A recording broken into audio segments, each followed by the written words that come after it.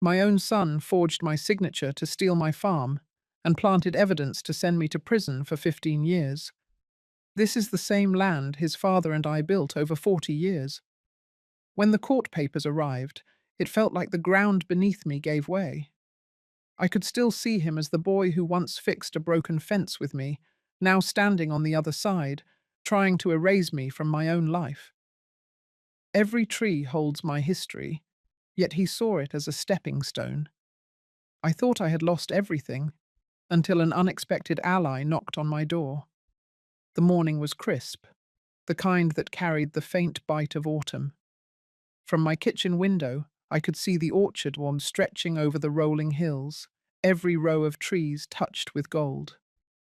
I had walked these paths for decades, knew every fence post and every patch of earth that held more clay than loam. My boots crunched over the frosted grass as I made my way to the barn, where the hum of the cider press was already steady. The scent of crushed apples filled the air, sweet and sharp all at once. Keaton Orchard had been my world since my husband passed. We started with barely 40 acres, and over the years, we worked it into the 110 acres it is now. Every fence, every trellis, every grafted limb bore the mark of our labour. It had survived storms, market slumps, and lean harvests. This season looked good.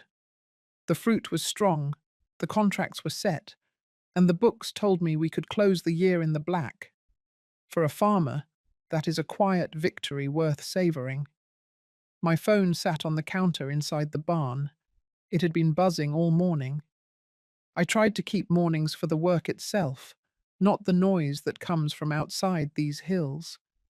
But when I saw Gavin's name, I picked it up. My son's calls were never casual. His voice carried a brightness that felt practiced, like he had rehearsed the opening lines. He asked about the harvest, the equipment, even the weather.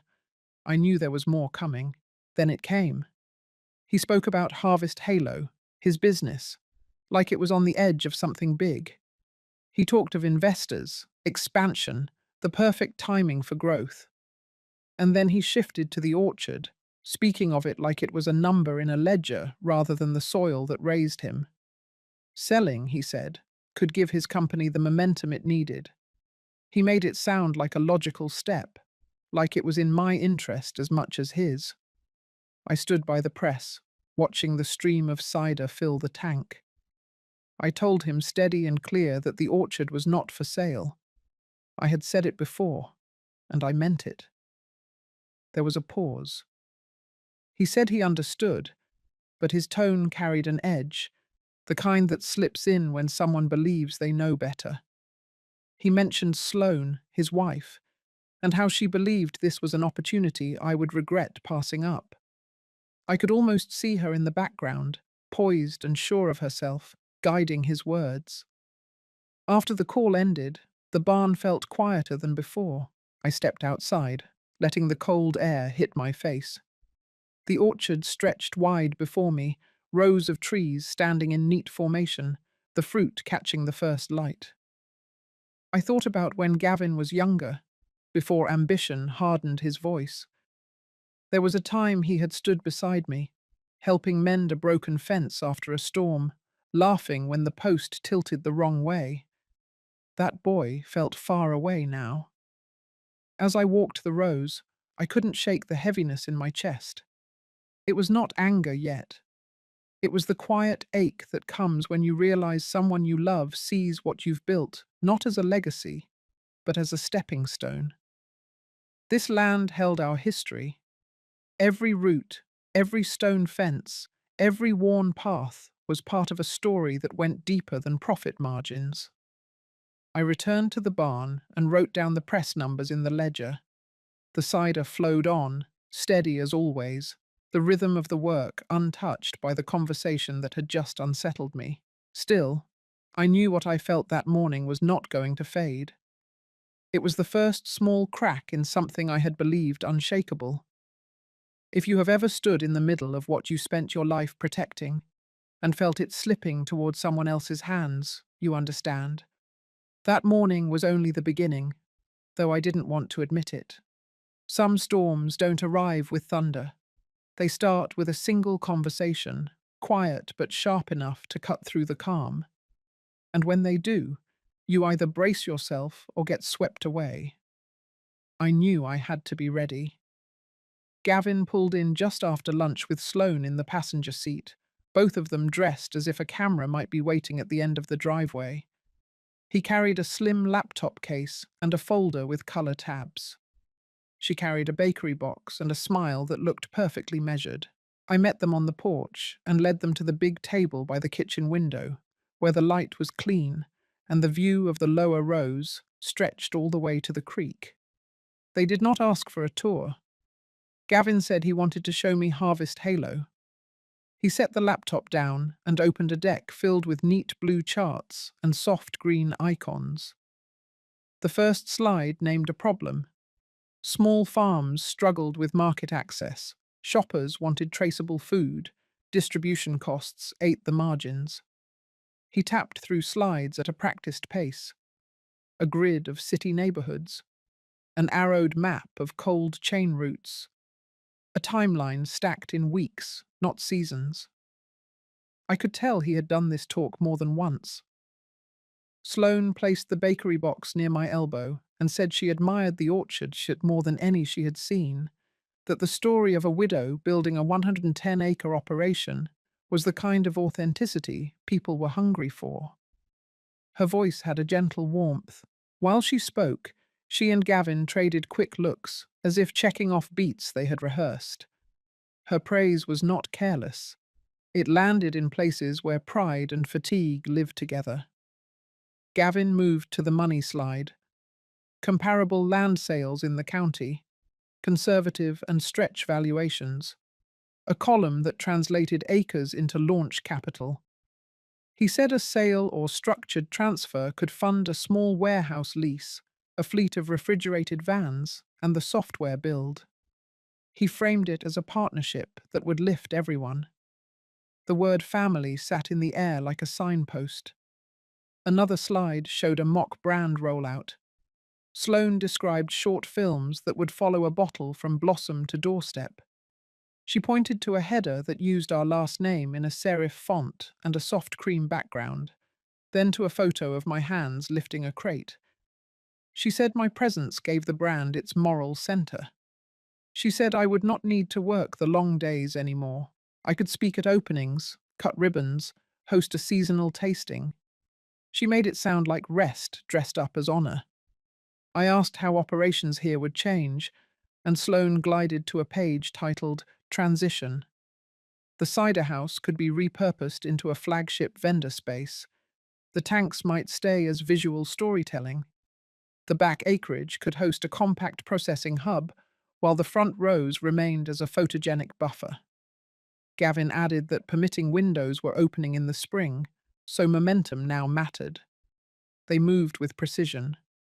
When Sloane sensed I was weighing the words, she softened the room with a memory of her grandmother saving a diner by pivoting to breakfast service. When Gavin felt the energy dip, he nudged the numbers forward.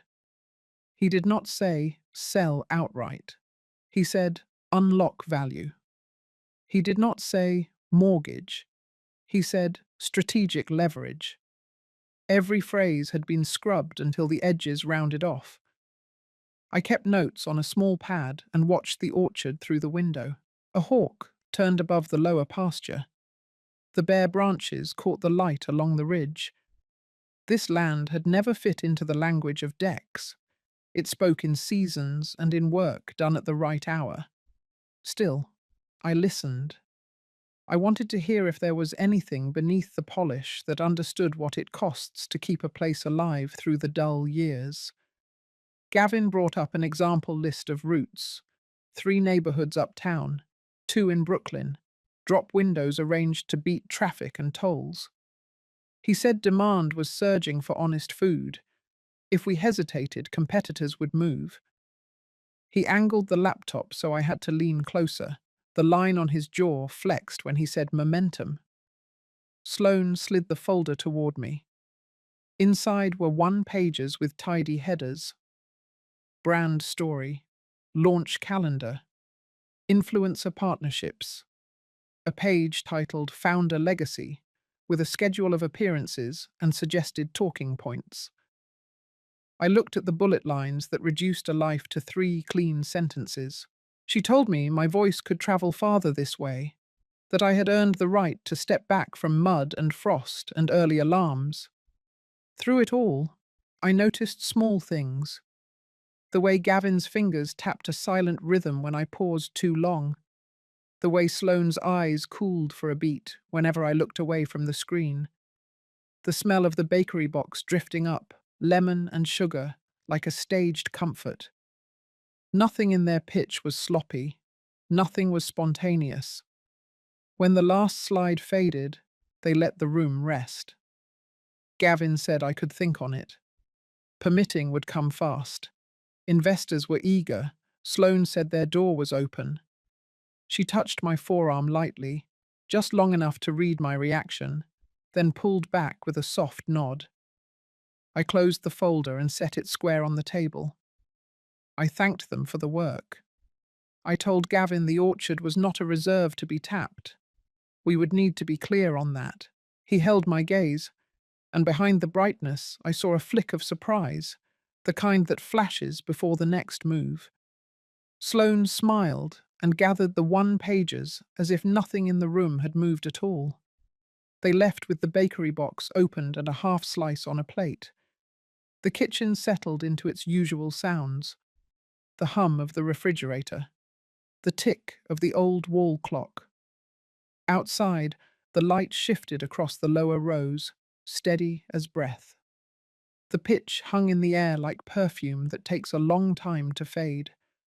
I washed the plate, dried it, and slid it back into its place. The day had been neat on the surface. Underneath, I felt the ground begin to change. The next morning, I found Gavin's folder still on the corner of the kitchen table. The papers were perfectly aligned, just as Sloane had left them. I slid them into a drawer without opening them again. There was no point in reading what I had already decided to refuse. The orchard was not a number in a column. It was the ground under my feet, the trees I had pruned with my own hands, the smell of cider on cold mornings. Selling it, even dressed in polite language, was still losing it. By mid-afternoon, Gavin came back, this time without Sloane. He parked close to the porch and walked up with the easy stride he used when he wanted to look unbothered. He carried 2 coffees and a paper bag, like it was just a casual visit. I met him at the door and let him in. We sat at the table where the light fell in a wide square on the wood. He asked about the harvest again, the way you do when you are circling something harder. I told him it was steady, then I said it plain, before he could warm up his pitch again. I was not interested in Harvest Halo or any sale. This land was staying as it was. The words felt clean as I said them, but the air between us shifted. Gavin nodded slowly like he was listening, but his fingers curled tighter around the coffee cup. His mouth kept a small curve that did not reach his eyes. He said he understood. His tone was smooth, but I caught the brief tightening along his jaw, the quick blink that came too fast. I had seen that look before, back when he was a boy losing a game he thought he could win. He held his smile a moment longer before looking down at the table. He mentioned how the market was changing, how I might not always be able to keep up. He said it lightly, but the weight in his voice sat heavy. Then he added that Sloane thought this might be the kind of opportunity people my age did not always recognize until it had passed.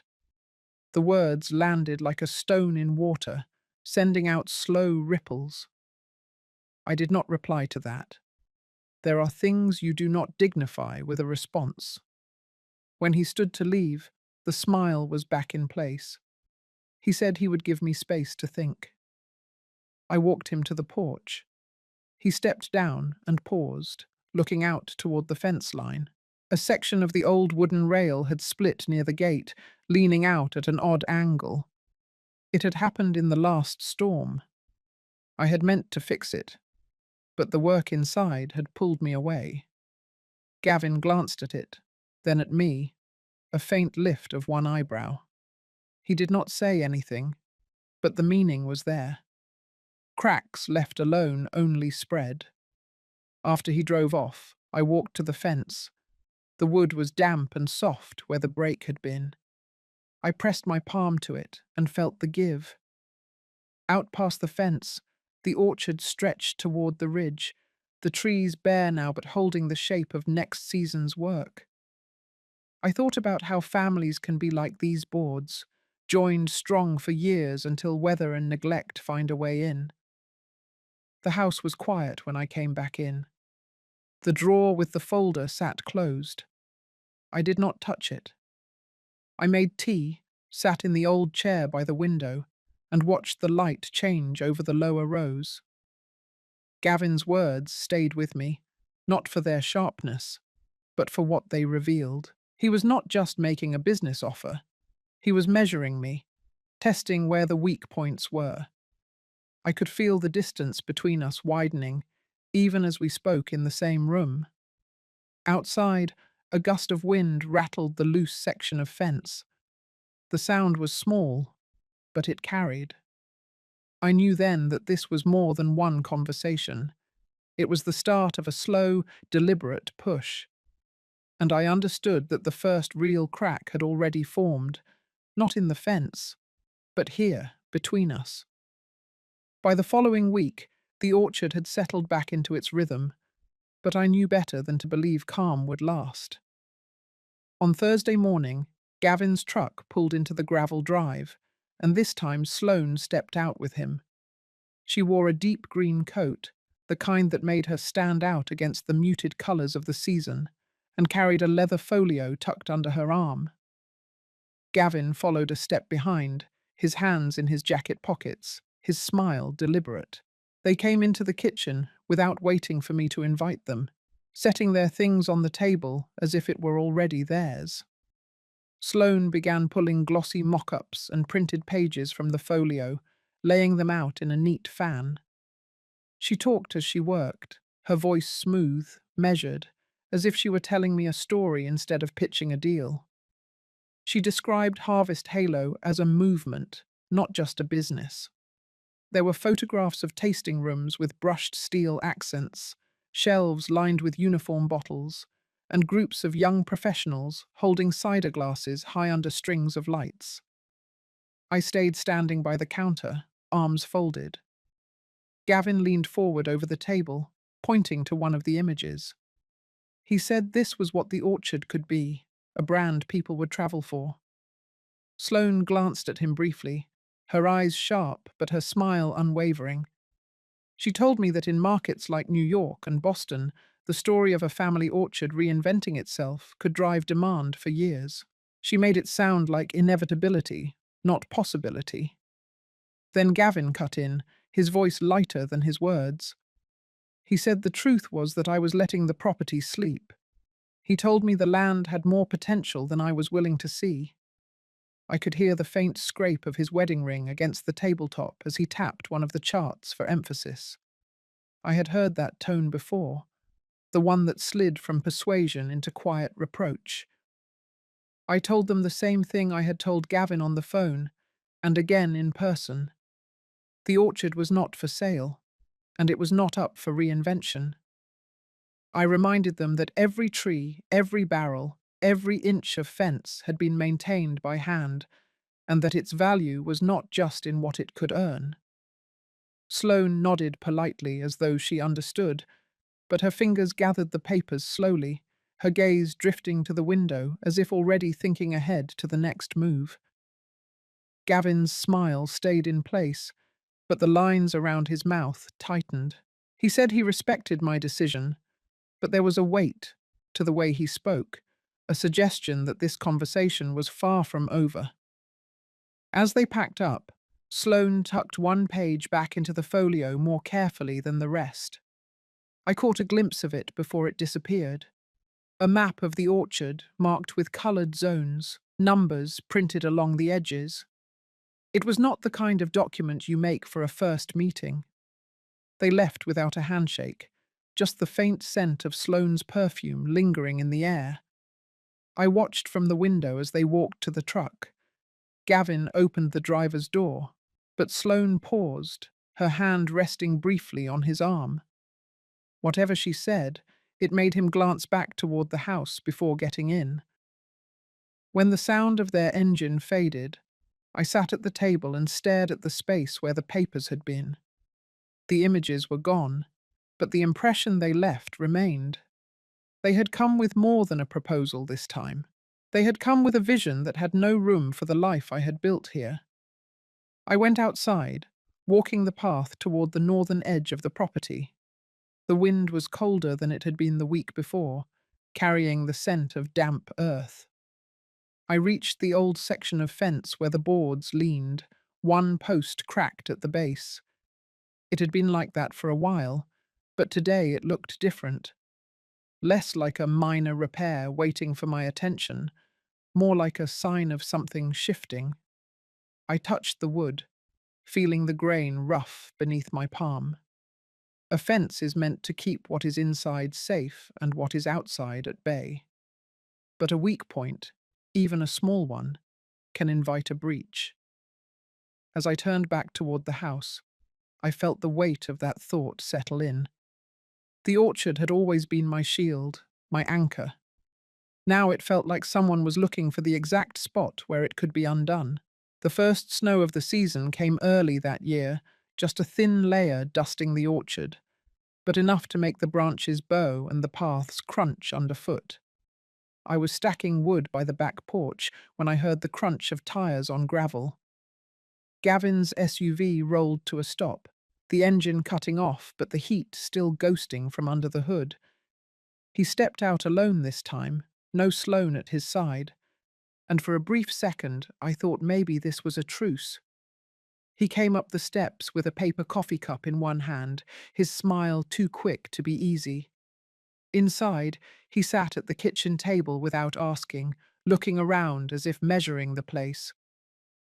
We talked about the weather for all of 30 seconds before he shifted the conversation, his words sliding back to the orchard. He didn't bother with pictures or charts this time. Instead, he leaned in and told me plainly that holding on to the property as it was made no sense. He talked about market downturns, rising costs, and how age made certain decisions harder, not easier.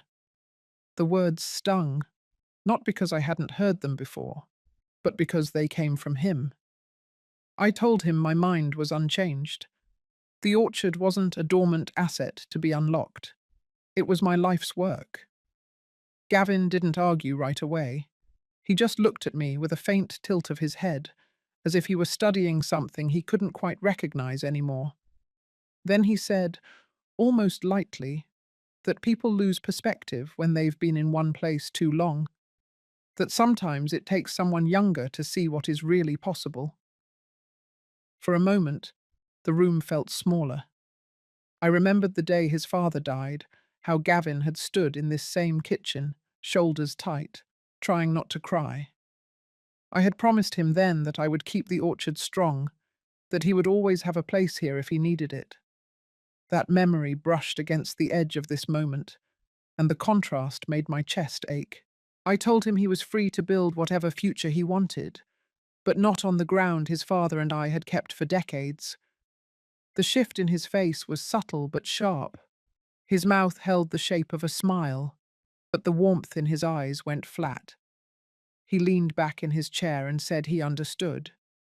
Then he added that there were other ways to get where he needed to go, ways that didn't depend on my agreement. The way he said it was quiet, but it stayed in the air after he left. I stood at the window, watching him walk to his car, the snow crunching under his boots. He didn't look back. That night, I walked the orchard paths until the cold pushed through my coat. The moonlight turned the snow to silver, and the trees stood in perfect lines, their bare branches a black lace against the sky. I thought about how fragile ownership can be when someone close decides it is just an obstacle. You imagine the threats will come from outside, from storms or markets or strangers.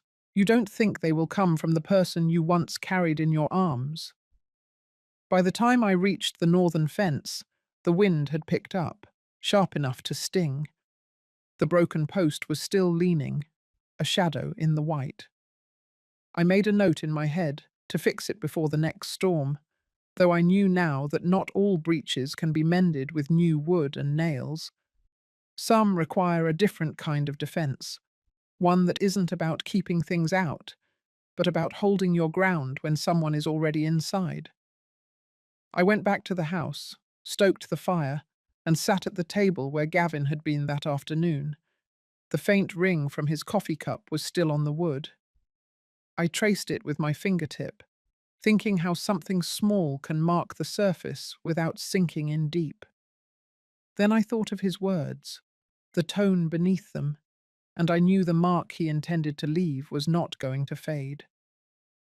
The envelope was thick, the kind that never carries good news.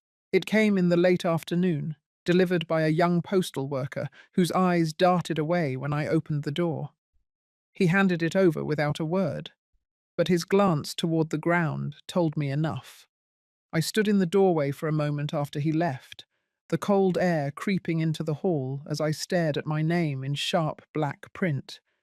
Inside, the papers smelled faintly of ink and something chemical, like they had been rushed off a copy machine. The first page carried the seal of the county court. My name was listed as the defendant in a civil complaint, the charges laid out in rigid legal language. There were accusations of environmental violations, claims that my orchard was contaminating a nearby water source. Attached were copies of alleged loan agreements with my signature, only I knew I had never signed them. I sat at the kitchen table, my hand tightening around each page as I read. The supposed loans were dated months ago, the amounts far beyond anything I would ever borrow. The signature was mine in shape, but not in truth. I had signed my name thousands of times in my life, and I knew exactly where the ink should flow, where the pen naturally lifted. This was a forgery, clean enough to fool someone who didn't know me, messy enough to make my stomach turn. The environmental claims came next. There were photographs of rusted drums half buried near the edge of the property, the kind of images that speak louder than any denial. I knew those drums weren't mine. I knew every corner of this land, and nothing like that had been there last week. It was the kind of setup you only see when someone wants you out completely, not just pressured into selling. The weight of it pressed down on my chest. Accusations like these didn't just threaten the orchard, they threatened me personally. Fines could be crushing, but the bigger fear was the whisper of criminal charges buried in the language. 15 years in prison. That was the maximum penalty mentioned in one section. The thought of it sat in my mind like ice. I read the documents again, this time slower, forcing myself to look for patterns. The loans were supposedly issued by a lending company I didn't recognize. The signature of the notary was one I had never seen before. The complaint named the company as a co-plaintiff, alongside an environmental watchdog group I had never had contact with. It felt orchestrated, too clean to be coincidence. By the time I finished, the light outside had faded into the dim grey of early evening. The fire in the stove had burned low, but I didn't get up to tend it.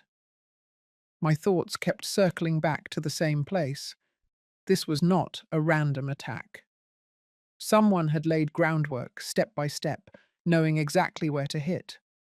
And I couldn't ignore the timing. It came on the heels of my last conversation with Gavin, his thinly veiled warning about other ways to move forward. I placed the papers in a neat stack and set them at the center of the table. For a long moment, I just sat there, letting the silence settle. It wasn't fear that filled me then. It was something heavier, something slower, a deep awareness that I had crossed from uneasy disagreements into open conflict. When I finally rose, I moved through the house checking the locks, not because I thought someone was coming tonight, but because it steadied me to secure what I could. In the mudroom, my boots waited by the door. I pulled them on and stepped outside. The cold bit at my cheeks as I walked toward the edge of the property, toward the place where the photographs claimed the barrels sat. The moon was low, casting pale light across the snow. At the northern fence line, I saw the ground disturbed. The soil churned as if something had been dragged and half buried. And there they were, two metal drums, their sides mottled with rust. The sight made my throat tighten. Whoever had done this hadn't just wanted to frame me, they wanted to make it stick. I stood there for a long time, my breath hanging in the air.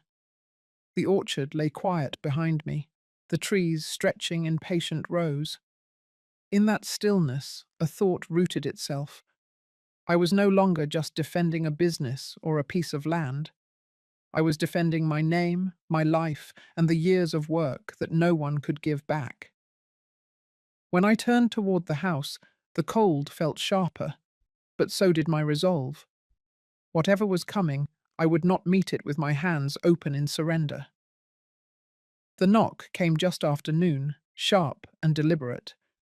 I had been in the kitchen, the court papers still spread out on the table from the night before. When I opened the door, Gavin stood there with Sloane beside him, both holding paper bags that smelled faintly of roast chicken and bread. They wore the same expressions I had seen on them at holidays, polite, a little too careful, as if bracing for a reaction. Gavin stepped inside without waiting, setting the bags down on the counter like it was his kitchen. Sloane followed, placing a glass dish covered in foil on the stove. She made small remarks about how tired I must be, how the weather had turned colder than expected. It was a performance, the kind you rehearse when you need the other person to feel like you are here to help. I stayed by the doorway, watching them move around my space. Gavin reached into his coat pocket and pulled out a slim manila envelope. He slid it across the table toward me, his eyes steady. He said it was just something to help keep things simple while the legal matters were sorted out. His voice was calm, but the way his hand lingered on the edge of the envelope made it clear he expected me to open it right then. Inside was a single-page document, printed on crisp letterhead. The language was legal and clean, an authorization for him to act as my representative in all pending matters regarding the orchard, a power of attorney. His name sat in the line where mine should have been, waiting only for my signature. Sloane spoke before I could respond. She told me that these legal issues could drag on for months, maybe years, and that this would allow Gavin to make fast decisions, avoid delays, and keep the orchard from falling into more trouble.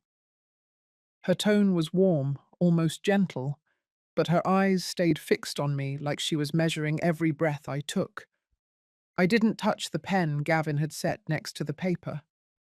My hands stayed in my lap as I asked what would happen if I didn't sign. Gavin's mouth curved, not into a smile but something close, an expression meant to look harmless but carrying an edge I knew well. He said it would just mean more stress for me, more time wasted, and less chance of a good outcome. The smell of the roast chicken filled the kitchen, rich and heavy. It made the moment feel almost surreal, like we were sitting down to Sunday dinner while an entirely different conversation ran underneath. I thought of the years Gavin had lived here after college, working the orchard with me during harvests, calling it our land when he spoke to friends. I remembered the time he had run up a debt so large I had taken out a second mortgage to help him clear it. I had trusted him then, and I had never once asked for repayment. That trust had been given freely, but now I saw how easily it could be used as leverage. Sloane leaned forward, her manicured hand resting lightly on the paper, as if to guide my eyes back to it. She said she and Gavin had been talking to people who could resolve the environmental accusations quickly, but only if the orchard's ownership and management were made clear in the records. She let the implication hang between us. I sat still, my gaze moving from the paper to their faces. I could feel the shape of the moment, the quiet trap, dressed in the language of help. Signing would give them control, not just over the orchard, but over every decision tied to it. I pushed the document back toward Gavin, slow enough that it could not be mistaken for anything but refusal. His fingers tightened slightly as he took it. The brightness in his expression faded, leaving his face blank, but I caught the flicker of something sharp in his eyes. Sloane gathered the bags and the dish, saying they would leave the food for me. Her voice stayed smooth, but her movements were quicker now, less measured. Gavin said nothing else as they headed to the door. From the window above the sink, I watched them walk down the path toward their car. Just before they reached it, Sloane turned toward Gavin. I couldn't hear the words, but I saw her shoulders stiffen, her hand cutting through the air as she spoke. Gavin's reply was short, and then he opened the car door without looking at her. I stood there until the sound of the engine faded down the road. The kitchen felt colder, the smell of chicken no longer inviting but clinging, like the memory of a conversation you cannot shake. I gathered the untouched bags and placed them in the fridge, not because I wanted them, but because I could not yet bring myself to throw them out. The envelope, now empty, lay on the table. I folded it in half and set it aside, a reminder of how close they were willing to stand to take what was mine. I woke the next morning to a sky the color of tin, the kind that makes you pull your sweater tighter before you even step outside. The night had been restless. Every time I closed my eyes, I saw that manila envelope sliding across the table, Sloane's hand hovering like a shadow over mine. It had been more than an offer. It was a warning, and I knew it. I walked the length of the orchard just after sunrise. The frost still clung to the edges of the grass, and the air smelled faintly of apples that had fallen and begun to soften on the ground. I found myself looking at the property in pieces, the fence lines, the old barn, the irrigation pumps, wondering what each was worth to someone who didn't care about the history here. It made me feel both protective and unsettled, as though I were standing watch over something under siege. By mid-morning, I saw their SUV pull up at the end of the drive. This time, they didn't bother with the bags of food or polite pretense. Gavin stepped out first, his stride clipped, his face unreadable. Sloane followed, her coat pulled tight, her gaze sweeping the property before settling on me. They didn't ask to come in. We stood on the porch, the cold air sharpening the distance between us. Gavin spoke first, saying they understood I needed time to think. His voice was even, but the way he shifted his weight told me he was holding something back. Sloane nodded along, though her eyes kept moving, scanning for something she could use. I told them there was nothing to think about. My answer was the same as it had been from the start. Gavin's jaw tightened, but he smiled like we were just having a difference of opinion over something small. Then he asked if I realized how bad the situation could get. I could see the tension in the line of his neck, the way he swallowed before speaking again. Sloane stayed quiet until Gavin turned to go.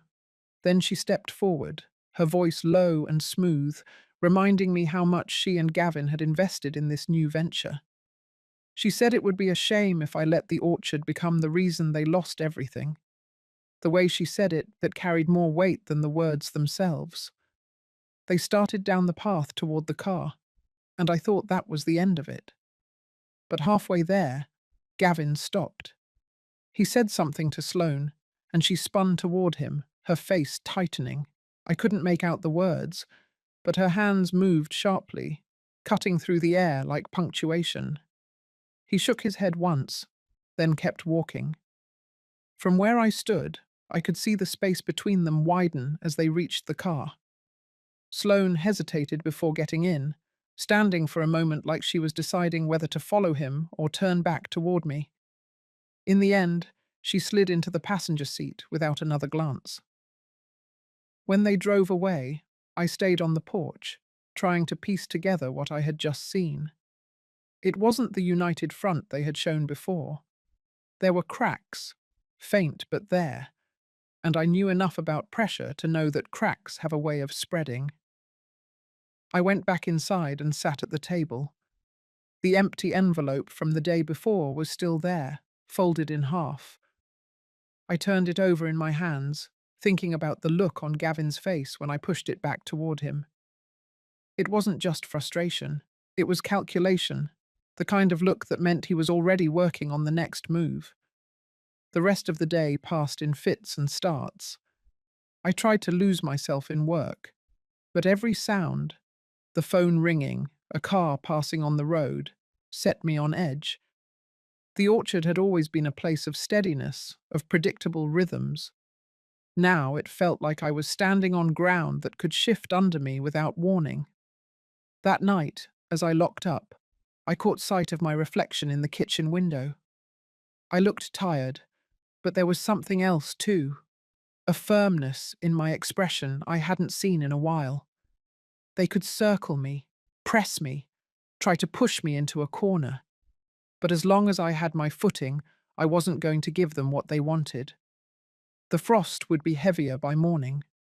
I would walk the orchard again, make my rounds, and keep the routines that had carried me this far. But now, I was watching more closely.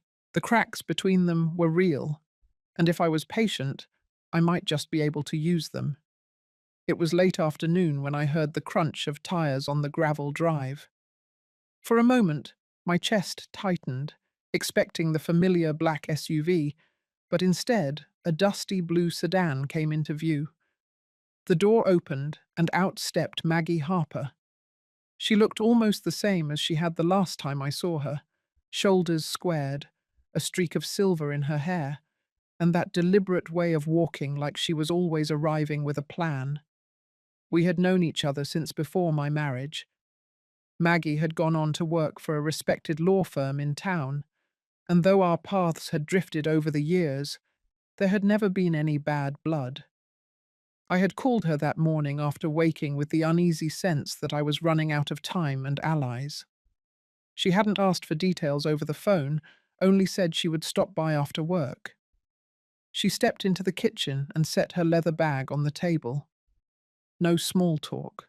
She reached inside, pulled out a notepad, and said she needed to hear everything from the beginning. Dates, names, copies of whatever I had. I told her about the sudden push from Gavin and Sloane, the papers they brought, the strange hints about financial trouble, and then the letter from the court about a loan I had never taken. When I slid the envelope toward her, she adjusted her glasses and began reading, her pen moving quickly across the page. She asked how Gavin might have gotten access to my personal documents.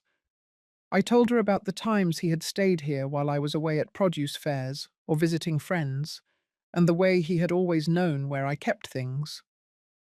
Maggie didn't look surprised. She asked for any other paperwork connected to the orchard, title deeds, tax records, even the environmental inspection reports I kept filed in the pantry cabinet. I fetched the boxes, setting them down with a dull thud on the kitchen floor. She began sifting through them, organizing everything into neat piles. Halfway through, she found something that made her pause.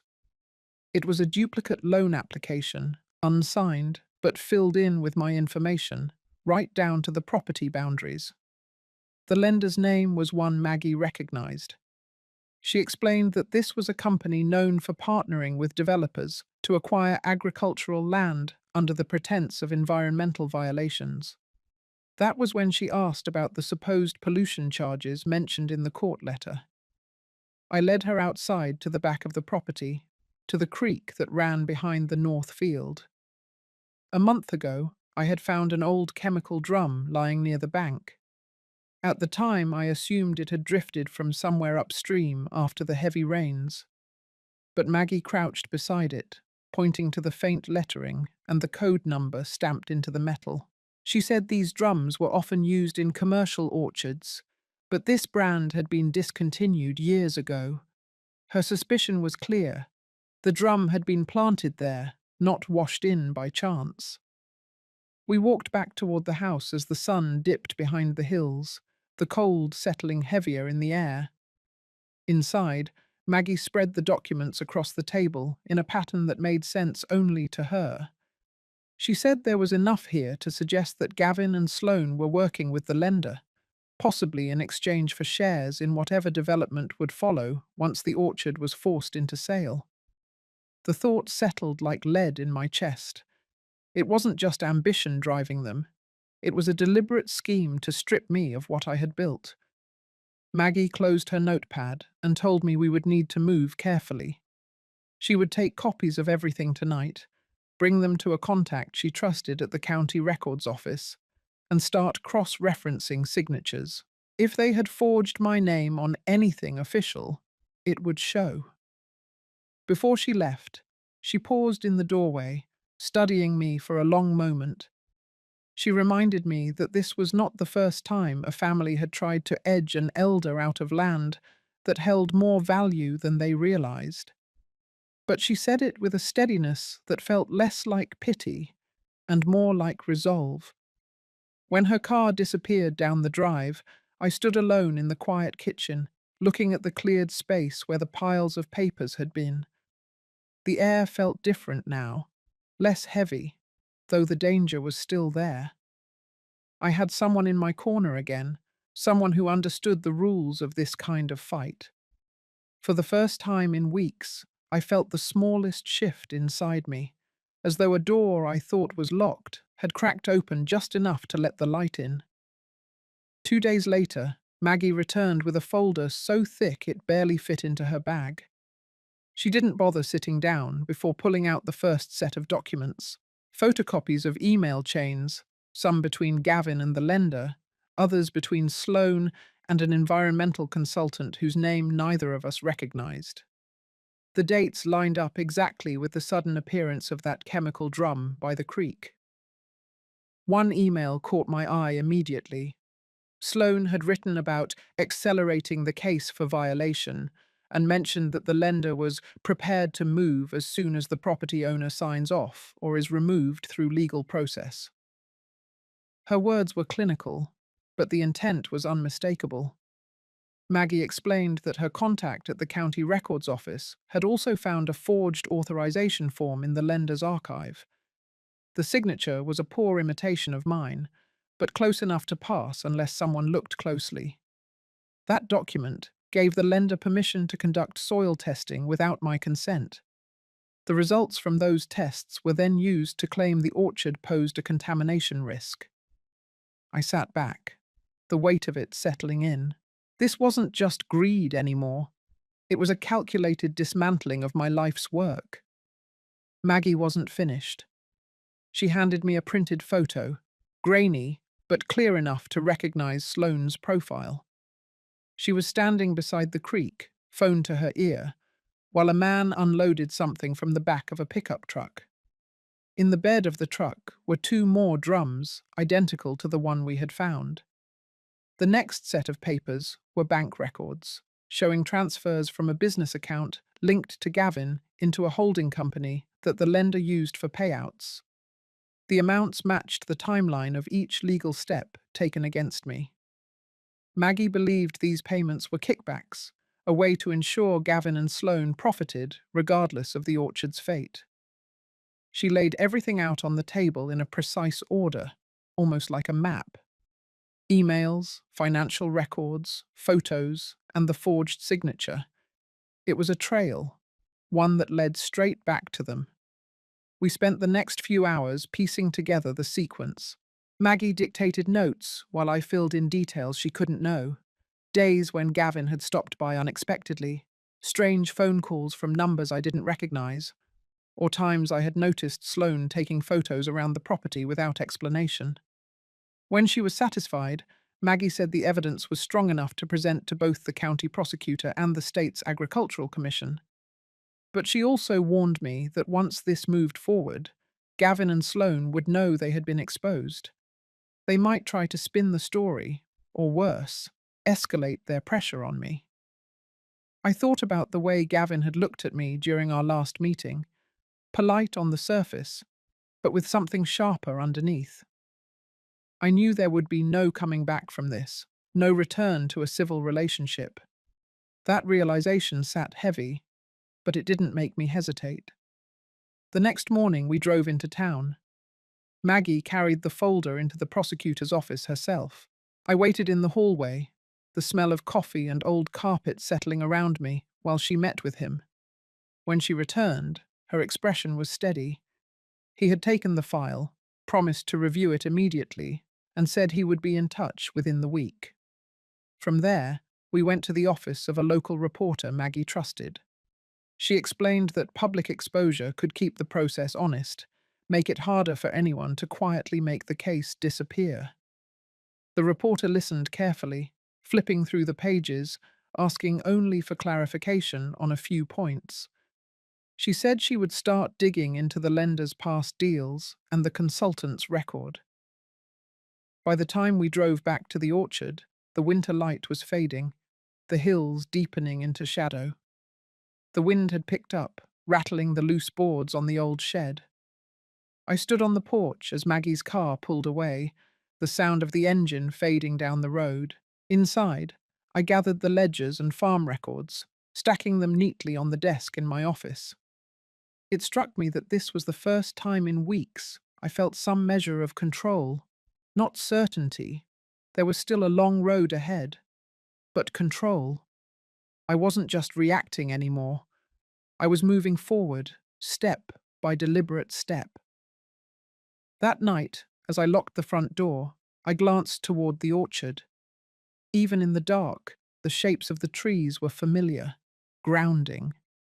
They had weathered storms before. Now it was my turn to do the same. 3 days after we left the prosecutor's office, the first ripple hit. A local news station aired a segment about environmental sabotage tied to predatory land acquisition. They didn't name me, but the aerial shots of the orchard left little doubt. By the end of the broadcast, my phone was lit with calls I had no intention of answering. That night, I sat at the kitchen table with a single lamp burning, the stack of documents Maggie had left for me spread out in neat rows. Every page felt heavier than paper should, as if the weight of truth could be measured. The prosecutor had confirmed the case was moving forward. The Agricultural Commission had also opened its own inquiry. There was no stopping the tide now. 2 mornings later, the phone rang again, this time from an unfamiliar number. I let it go to voicemail. When I listened, Gavin's voice filled the room. It started calm, measured, then shifted into something sharper. He said he knew what I had done, that I had turned on him, that this would not end well for either of us. He mentioned the word family in a way that didn't sound like a bond, but a threat. By afternoon, the calls multiplied. Sloane left one too, her tone icy. She accused me of humiliating them, of ruining years of work, of dragging private matters into public view. I recognized the edge in her voice.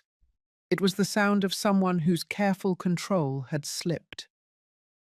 That evening, Maggie came by. She had been contacted by the prosecutor's office. Gavin had been served with a summons, and so had Sloane. The charges included fraud, forgery, and conspiracy to commit environmental violations. Maggie warned me that the coming weeks would be noisy, statements to the press, lawyers trying to twist the story, and plenty of attempts to paint me as unreasonable. I nodded, already knowing this fight had moved beyond the orchard. It wasn't just about land anymore, it was about making sure the truth stayed visible, no matter how hard they tried to bury it. 2 days later, the local paper ran a front-page story. This time, my name was there. They outlined the case, printed excerpts from the emails, and showed one of the photographs Maggie had found, the one with Sloane by the truck at the creek. The reaction was immediate. Neighbours stopped by, some with quiet words of support, others with cautious curiosity. Late in the afternoon, as I was closing up the cider house, a black sedan pulled into the drive. Gavin stepped out, dressed sharply, but his face carried a tightness I hadn't seen before. He walked toward me slowly as if weighing each step. When he spoke, his voice was low, deliberate. He said he never wanted it to come to this, that I could still fix things if I stopped pushing. He hinted that the charges could disappear if I signed over controlling interest in the orchard. His eyes didn't match his words. They were restless, calculating. I told him it was too late. Not in anger, but in the same steady tone I used when pruning a tree past saving. His jaw tightened. He looked past me, toward the orchard, then back again. Without another word, he turned and left, the car's tires crunching over the gravel until the sound faded completely. That night, I didn't sleep much. I sat by the window, watching the bare branches shift in the wind. It struck me how easily the lines between love, loyalty, and ownership can blur, how quickly they can be rewritten when greed takes root. The next morning, Maggie called with news. The prosecutor had filed a motion to freeze the holding company accounts linked to Gavin and Sloane. It was a decisive move, one that meant their ability to maneuver was shrinking by the hour. I went out to the orchard after that. The air was cold, the ground firm under my boots. The fence along the northern edge still needed mending, but I stood there for a long time before turning back. This land had carried me through more than one storm. Now it was carrying me through this one too. Inside the cider house, the press was quiet, waiting for the next run. I placed my hands on the worn wood of the counter, letting the stillness settle. For the first time in months, I felt that the ground under me was beginning to steady, not because the fight was over, it wasn't, but because I had chosen to stand firm, and I wasn't standing alone anymore.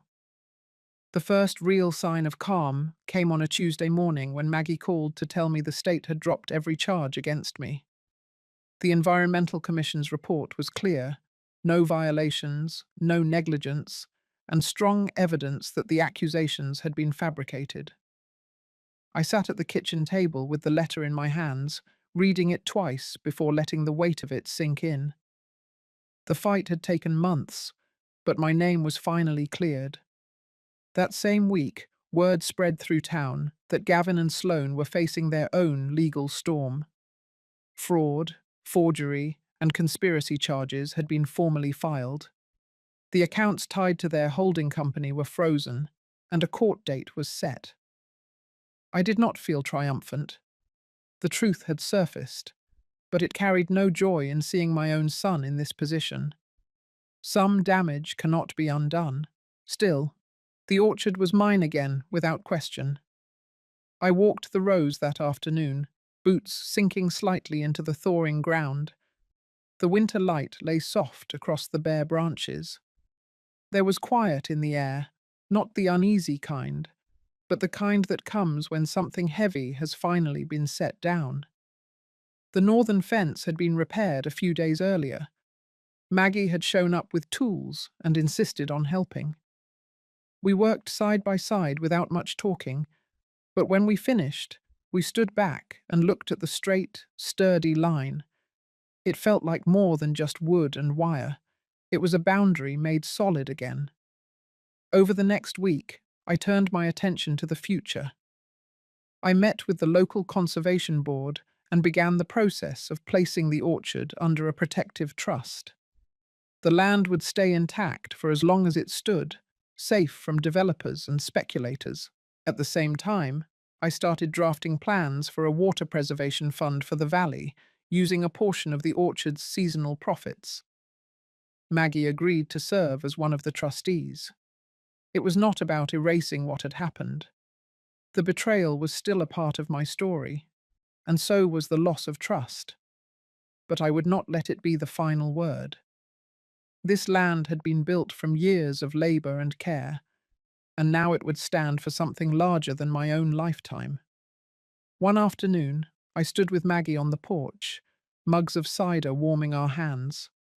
From there, the view stretched over the orchard and down to the creek.